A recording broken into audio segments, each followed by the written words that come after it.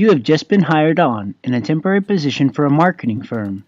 Upon being hired, you are informed that your position will be evaluated based on results in order to determine long-term employment.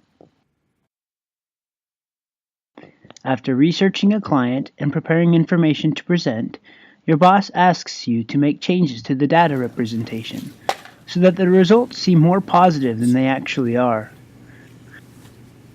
Okay.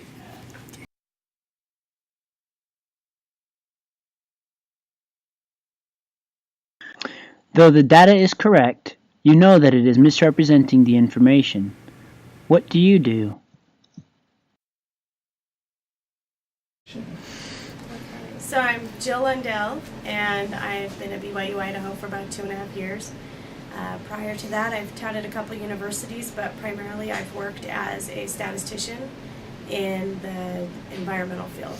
So your selection of how you choose to represent your axes, like particularly the y-axis on a graph, can make a difference between two categories or multiple categories look really, really extreme or really, really small, depending on how you choose to put that axis on there.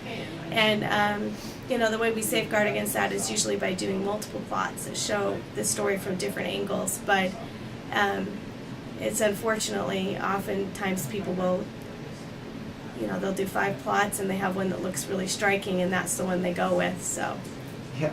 right.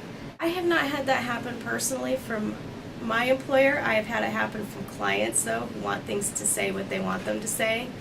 And I've talked to other statisticians who have received a great deal of pressure from the top to tell them what they want to hear instead of the truth. And as statisticians, we do understand how the tools work very well, and we absolutely have the power to paint a picture that's completely deceptive.